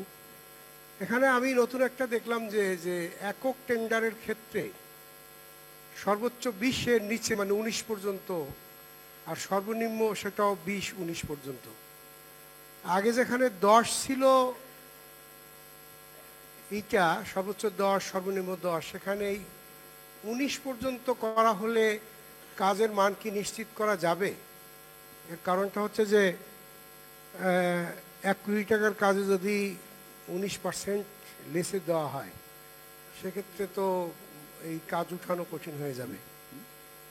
আর তৃতীয় একটা বিষয় হচ্ছে যে আরএফকিউতে, ডাইরেক্ট পারচেজে সবগুলোতেই কিন্তু খুব বেশি বেশি বাড়ানো হয়েছে। এগুলো কিন্তু ফিল্ড পর্যায়ে খুব মিসইউজ হয়। আমি কারা আছেন, কারো যদি মনে কিছু করবেন না, আমি বর্তমান কাজের আগে একটি পাবলিক বিশ্ববিদ্যালয়ের ট্রেজারার ছিলাম। সেখানে তারা এর কিছুই মানে না। ক্যাশ পারচেজ একটা বছরে যা করা যাবে তার 3 গুণ 4 গুণ করে, আপত্তি দিয়েও কোনো কাজ করা যায় না। আর আরএফকিউর ক্ষেত্রে যে যেখানে মানে যে লিমিটটা দেওয়া আছে সেই লিমিটটা তারা মানে না। মানে লিমিটটা হচ্ছে যে ওই পরিমাণটা লিমিট, মানে আগে যে 3 লাখ টাকা পর্যন্ত ছিল 5 লাখ টাকা সেইটা মানে, কিন্তু টোটাল যে অ্যামাউন্টটা 1 বছর করা যাবে সেটা মানে না। এবার কিন্তু আরো বাড়ানো হয়েছে অনেক। আর এই বই প্রিন্টিং একটা ত্রুটি আমার খুব চোখে পড়লো, সেটা হচ্ছে আগের বইতে আইনের অনুচ্ছেদগুলো একটা সূচিপত্র ছিল, বিধিমালার অনুচ্ছেদ একটা সূচিপত্র ছিল। এখানে কিন্তু বিধিমালার অনুচ্ছেদের সূচিটা কি কারণে যেন বাদ গেছে, আমি খুঁজতেছিলাম পাচ্ছিলাম না। এই মতো আরও ছোটোখাটো অনেক প্রশ্ন আছে। যেহেতু আমি এটা নিয়েও কিছুদিন কাজ করেছি, 2 দফায় প্রায় 4-5 মাস চার্জেও ছিলাম এইটার, আরও সেই প্রশ্নগুলো আমি না করি অন্যরা করুক, কিন্তু এইগুলো আমার কাছে মনে হচ্ছে যে একটু আমি শুনতে চাই। আপাতত এই 3 যেহেতু আমাদের বর্তমান সিইও মহোদয় এই বিষয়ে খুব কুইক এই কাজটা করেছেন, এটা আমি বলবো যে এটা আমাদের সময় থেকে কিছু পরিবর্তনের প্রশ্ন উঠছিল, আমরা করতে পারিনি। এটা হয়েছে, সেজন্য আপনি ধন্যবাদ পাবেন, আপনার টিম ধন্যবাদ। স্যার ধন্যবাদ। আপনাকে ধন্যবাদ স্যার। আপনার সর্বশেষ প্রশ্নটার জবাব আগে দিই। এই বইটা আমরা ছাপিনি, এটা নীলক্ষেত থেকে কেনা হয়েছে বলে আমাদের সচিব মহোদয় বলেছেন। আমরা এটা ছাপার প্রক্রিয়ায় আছে, সেখানে আইন এবং বিধি উভয়টাই থাকবে এবং সূচিপত্র দুটারই থাকবে স্যার। এরপরে স্যার আপনার যে সেকেন্ড কোশ্চেন ছিল সেটা হলো আপনার প্রত্যেকটা আমাদের যে ক্রয়ের থ্রেশহোল্ডটা বাড়ানো হয়েছে, এটা স্যার আসলে এর চেয়ে অনেক বেশি বাড়ানো না আমাদের কাছে প্রস্তাব ছিল। আমরা যেটা বাড়িয়েছিলাম, প্রস্তাব করেছিলাম, অর্থবিভাগ তার থেকেও কমিয়েছে। কাজেই আমার মনে হয় না যে 2008 সালে যেটি ছিল বিভিন্ন সময় সংশোধিত হয়ে যেটা দাঁড়িয়ে ছিল সেটার থেকে খুব বেশি বেড়েছে। তবে এটা প্রয়োজনও আছে কোনো কোনো ক্ষেত্রে স্যার। আমরা লিমিট করে দিয়ে আমরা কিন্তু অস্বচ্ছতার পথটাকে আরও বাড়িয়ে দিই। যেমন স্যার আমি বলি ক্যাশ পারচেস 25,000 টাকা, আপনার সচিব মহোদয়ের একটা মোবাইল সেট প্রাধিকার আছে, এই 25,000 টাকা কি মোবাইল সেট কেনা যায় স্যার? এই একটা মোবাইল সেট কেনার জন্য ওনাকে আরএফকিউ করতে হবে কেন? কিন্তু ওনারা কিন্তু এই কাজটা করেন, এই মোবাইল সেট কেনেন কিন্তু আরএফকিউ করেন না। সেইটা আমি বলতে চাই না কিভাবে তারা করেন।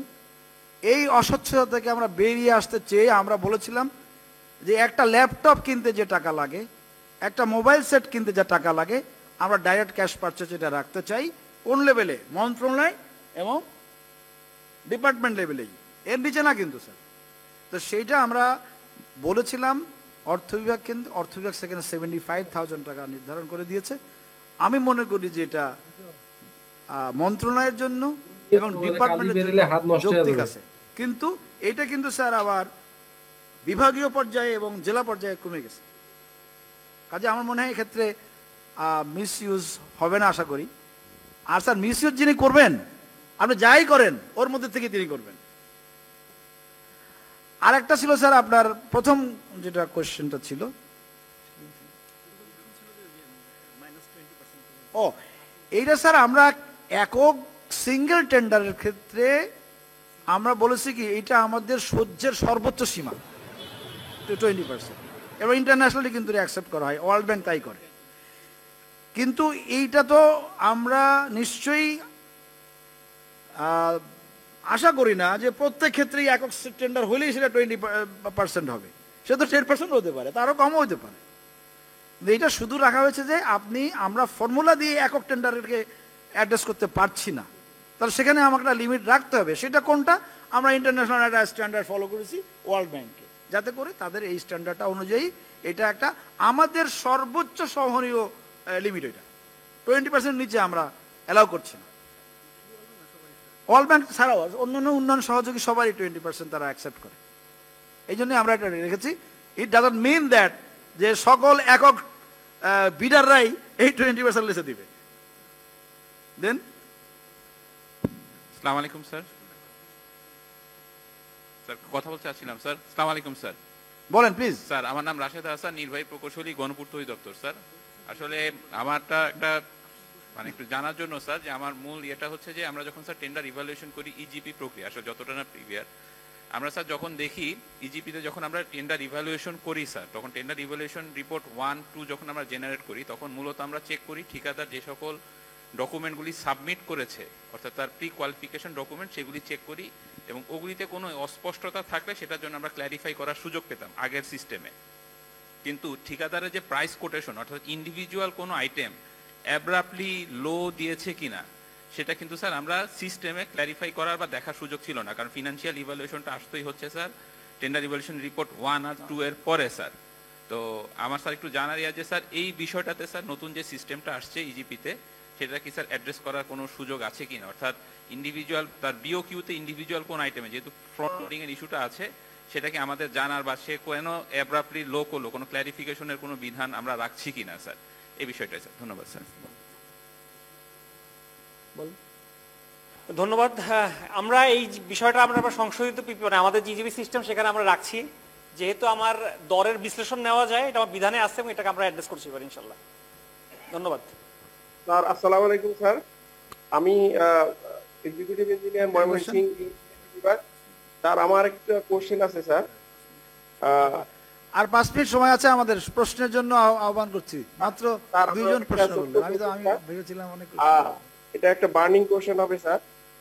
সেটা হচ্ছে স্যার আমরা তো এখন যে টেন্ডার করি। আসসালামু আলাইকুম স্যার, আমার নাম নাফিজ মাহমুদ, আমি নির্বাহী প্রকৌশলী, গণপূর্ত অধিদপ্তর।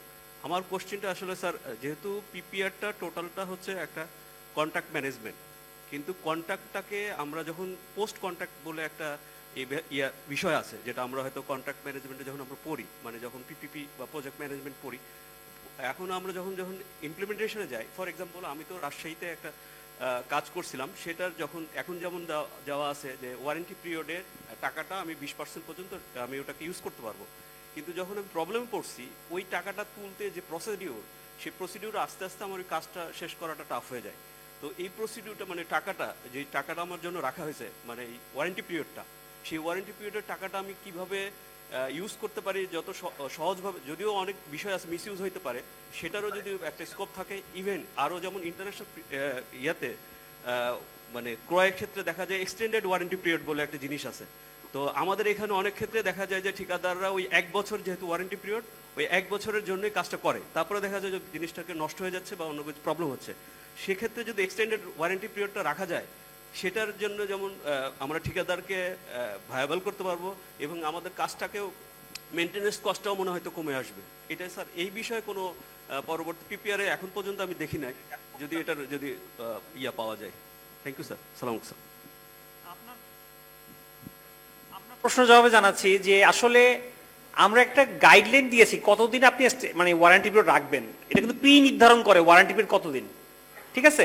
আর একটা বিষয় আপনি যেটা বললেন যে 20% পর্যন্ত যে রিটেনশন মানি রাখার কথা, আপনি কিন্তু এইটা দিয়ে কিন্তু আপনি ওই যে তার ডিফেক্ট ঠিক করবেন তা কিন্তু না।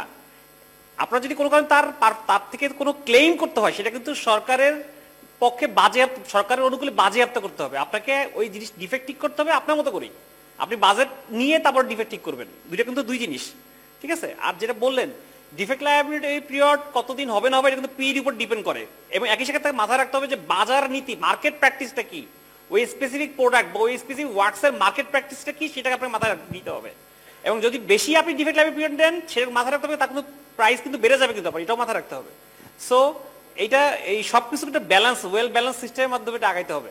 সো আমরা কিন্তু এই বিষয়গুলো যথেষ্ট চেষ্টা করতেছি। এখনকার আমাদের ইজিপি যে সিস্টেম, আমরা সেভাবে এটাকে অ্যাড্রেস করব এবং ওভারনাইট হবে না ডেফিনেটলি। আমরা এখন আমাদের সিস্টেম ডেভেলপ করার কাজ করছি, আপডেট করার কাজ। আপনারা জানেন যে এই মুহূর্তে সকল মানে এসটিডি গুলো কিন্তু অফ আছে। আমরা হোপফুলি আগামীকাল থেকে আমরা এগুলো আস্তে আস্তে আপলোড করা শুরু করব এবং এইগুলো আস্তে আস্তে আমরা সেই মানোন্নয়নের দিকে যাবো ইনশাল্লাহ। Thank you. আসসালামু আলাইকুম। আমি আপনার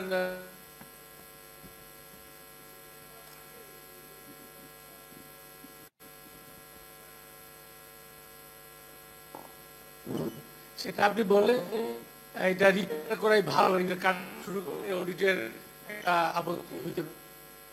এমনিতেই অডিট নিয়ে একটা ভীষণ বিড়ম্বনার মধ্যে আসি এবং থাকি। এখন আবার যদি আপনি এই ভয় দেখান,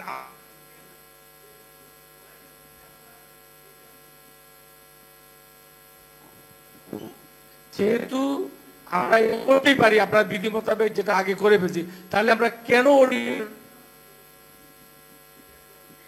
ধন্যবাদ। আসলে আমরা এটা একটা আশঙ্কার কথা বলেছি যে অডিট আপত্তি হতে পারে এবং হওয়াটা অস্বাভাবিক নয়। কারণ হচ্ছে যে আমাদের কমিটিতে কিছু ভেরিয়েশন এসেছে, আমরা কিন্তু চেঞ্জ করেছি কমিটির ফরমেশনটা চেঞ্জ হয়ে গেছে। ধরেন আমি যদি উদাহরণ দিই যে আমাদের স্পেক যে কমিটি আছে, সেখানে আমরা বলেছিলাম যে আগে 3 সদস্য বিশিষ্ট কমিটি থাকবে, প্যাককলিন কমিটি ছিল, রাইট। তো এখন আমরা এই দুটোকে একত্র করে একটা কমিটির কথা বলেছি। সেখানে যে প্যাককলিন অফিসিয়াল এস্টিমেট কমিটির যে বিষয় ছিল, সেখানে বলা ছিল 1 সদস্য থাকবে বই সদস্য। কিন্তু এখন যেটা বিধান করা হচ্ছে 2 সদস্যকে বই সদস্য রাখার প্রস্তাব।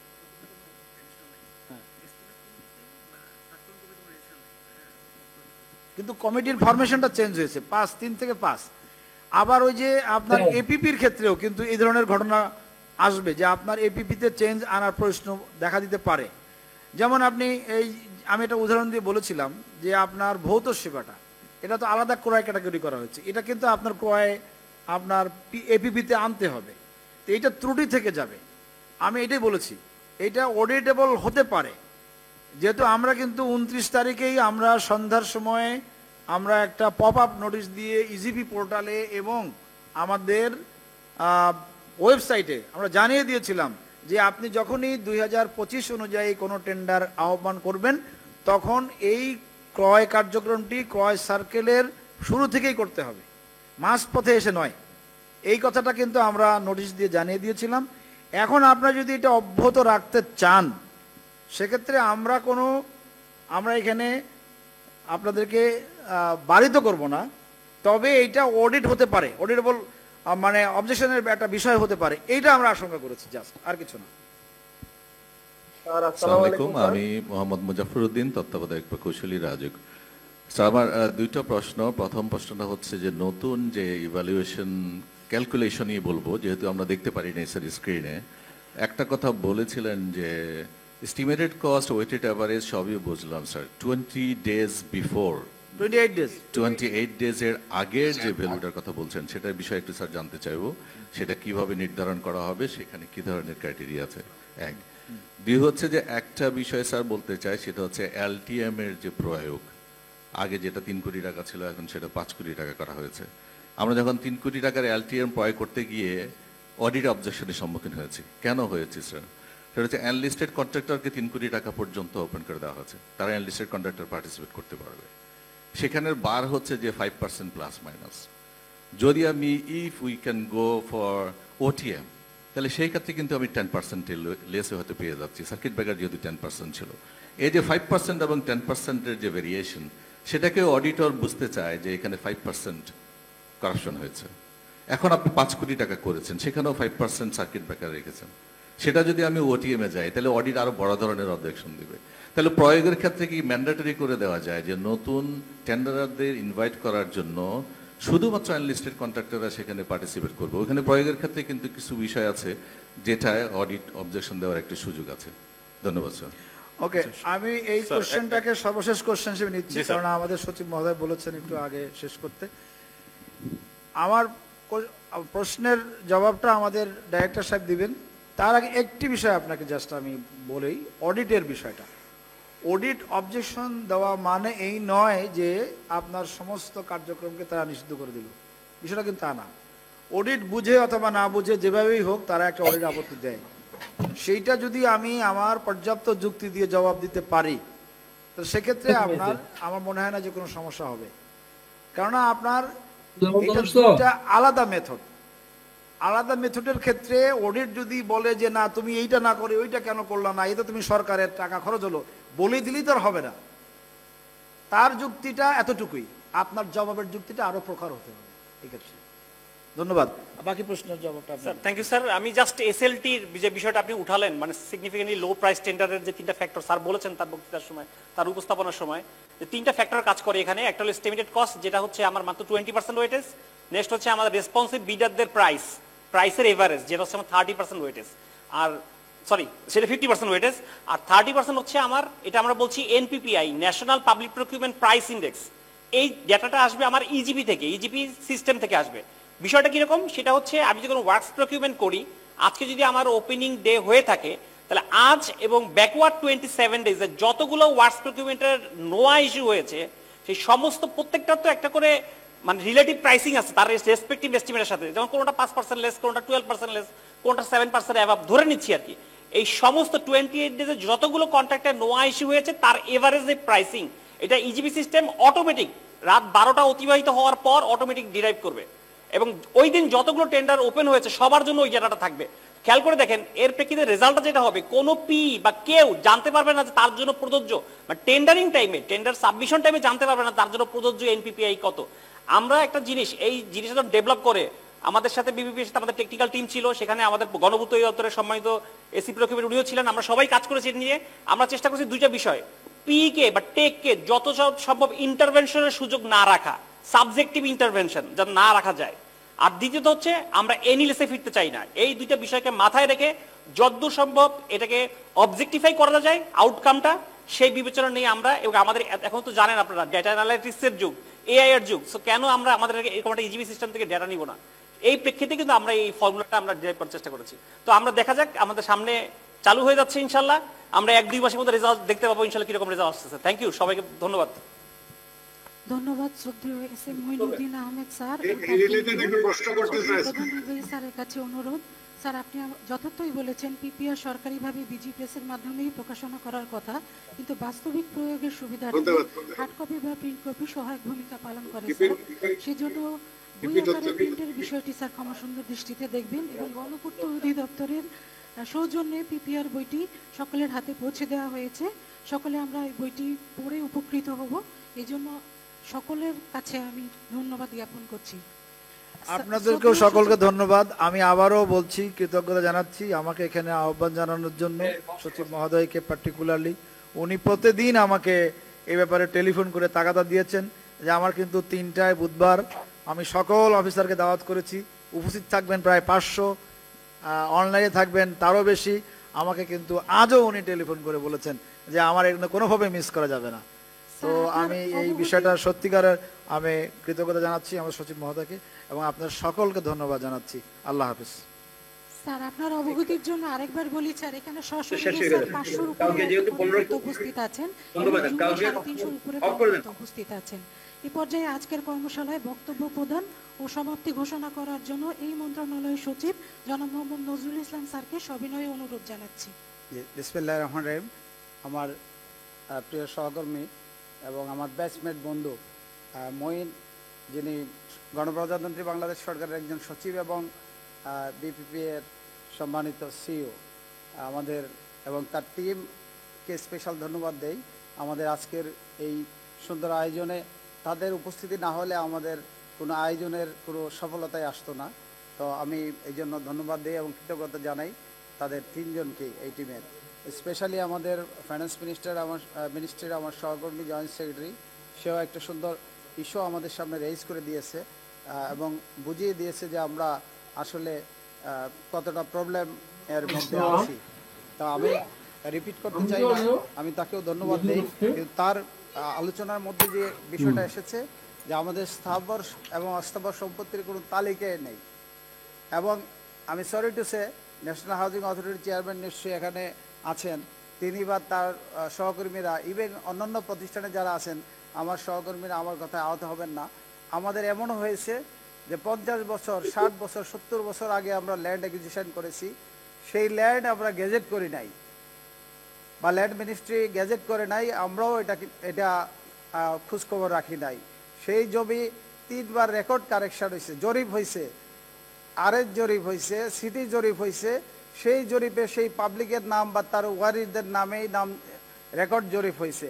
কিন্তু আমরা শত শত না হাজার বিঘা জমি অ্যাকুইজিশন করে আমরা বাড়িঘর তৈরি করে মানুষকে বরাদ্দ দিচ্ছি। আমি আনফর্চুনেটলি আমি সিলেট বিভাগে সিলেটে আমি গিয়েছিলাম, সেখানেও একটা উপশহর আছে ন্যাশনাল হাউজিং অথরিটির, সেখানকার মানুষ বাড়িঘর উঠে বিল্ডিং উঠেছে কিন্তু মিউটেশন করতে পারছে না, বিকজ ওই জমি গেজেট হয় না আজও। So this is our responsibility. I am not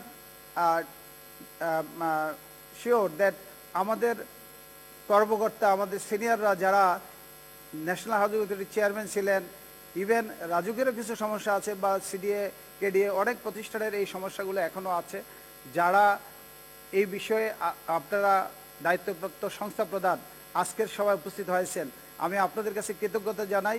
বিশেষ করে আমাদের অনেকগুলো সংস্থার প্রধান এই সভায় অংশগ্রহণ করেছেন এবং সশরীরে উপস্থিত থেকে আমাদের পুরো অনুষ্ঠানের সম্মান বৃদ্ধি করেছেন। বিশেষ করে রাজুকের চেয়ারম্যান, পিডব্লিউডির চিফ ইঞ্জিনিয়ার মহোদয়, আমাদের গাজীপুর উন্নয়ন কর্তৃপক্ষের চেয়ারম্যান মহোদয় সহ আমাদের সকল সংস্থা প্রধানদেরকে আমি কৃতজ্ঞতা জানাই, ধন্যবাদ জানাই।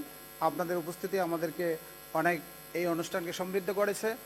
অনলাইনে যারা যোগদান করেছেন সারা দেশব্যাপী এবং অফলাইনে আজকে প্রায় 500+ এবং অনলাইনে 400-এর কাছাকাছি, অলমোস্ট 1000 আমাদের সহকর্মী যারা নট অনলি পিডব্লিউডি, এই গৃহায়ন ও গণপূর্ত মন্ত্রণালয়ের সকল সংস্থার, সকল দপ্তর সংস্থার সম্মানিত বিভিন্ন প্রফেশনের সহকর্মীবৃন্দ যারা আজকে উপস্থিত হয়েছেন, আমাদের সাথে যোগদান করেছেন, তাদের সবাইকে আমি ধন্যবাদ দেই এবং কৃতজ্ঞতা জানাই। আমরা শুধু এই কথাটুকু আমি না বলেই নয় যে আমাদেরকে অবশ্যই যেই অর্থ বিভাগের পক্ষ থেকে যেই উপস্থাপনাটা ছিল এর মধ্যে কিন্তু শুধুমাত্র এক বাক্যে একটা লাইনে কথা ক্লিয়ার বলে আসা হয়েছে যে আমরা আইন এবং বিধিবিধানগুলো যথাযথভাবে ফলো করি না, আমাদের স্থায়ী সম্পদগুলো রেজিস্টারে মেনটেন করি না। আমি কি বলবো, রেজিস্টার মেনটেন করা থাক দূরের কথা, আমি তো নিজের খতিয়ানি দেই না, খতিয়ানি খুলি না, খাজনাই পরিশোধ করি না সরকারের করে। 1000 বিঘা জমি আমি মানুষকে বরাদ্দ দিচ্ছি, এখন আপনি ফ্ল্যাট বরাদ্দ দিয়েছেন, এখন ওই ক্লায়েন্টরা এসে কান্না করে, সে মিউটেশন করতে পারে না। এর সে লজ্জা এবং আমি মনে করি দুঃখের বিষয় আমাদের জন্য আর কিছু নেই, বিশেষ করে এই মন্ত্রণালয়ের জন্য এবং মন্ত্রণালয়ের দপ্তর এবং সংস্থার জন্য। আমি সবাইকে আমরা অফিসিয়ালি চিঠি দিয়ে অনুরোধ করেছি এবং আনুষ্ঠানিকভাবে এখনো আমি অনুরোধ করছি যে আপনারা আপনাদের স্থায়ী অস্থায়ী সকল সম্পদের রেজিস্টার মেনটেন করবেন এবং ডাটা বিশেষ করে স্থায়ী সম্পদের রেকর্ড ভূমি নিয়ে আমাদের ম্যাক্সিমাম কাজ। এই ভূমির খতিয়ান আপডেট করবেন এবং আপনারা খাজনা পরিশোধ করবেন যথাসময়ে, এবং এর মাধ্যমে আর সবশেষ আমাদের যে প্রেজেন্টেশনটা ছিল পিপিআর 2025, এটাকে আপনারা অনুসরণ করবেন। এবং এই প্রশিক্ষণ শুধুমাত্র আপনাদেরকে আমরা একটু দৃষ্টি আকর্ষণ করেছি মাত্র, এটাই কোনো শেষ প্রশিক্ষণ নয়। আপনারা এই মন্ত্রণালয়ের যে কোনো কর্মকর্তা যেখানেই চান্স পান পিপিআর উপরে নিজেরা প্রশিক্ষণের আয়োজন করবেন এবং বাইরের যে কোনো প্রশিক্ষণে আপনারা অংশগ্রহণ করবেন, এই প্রত্যাশা ব্যক্ত করে এবং এই আইন এবং বিধিমালা মেনে সরকারের অর্থ যথাযথভাবে সদ্ব্যবহার করার জন্য সবার প্রতি আহ্বান রেখে আমার বক্তব্য শেষ করছি এবং ধন্যবাদ ও কৃতজ্ঞতা জানিয়ে আজকের অনুষ্ঠান এখানেই সমাপ্তি ঘোষণা করছি। অশেষ ধন্যবাদ। আসসালামু আলাইকুম। ধন্যবাদ শ্রদ্ধেয় আসসালামু আলাইকুম স্যার। জুম ও সশরীরে উপস্থিত সকল অংশগ্রহণকারীকে ধন্যবাদ জ্ঞাপন করে আজকের কর্মশালাটি সমাপ্ত হলো। আল্লাহ হাফেজ।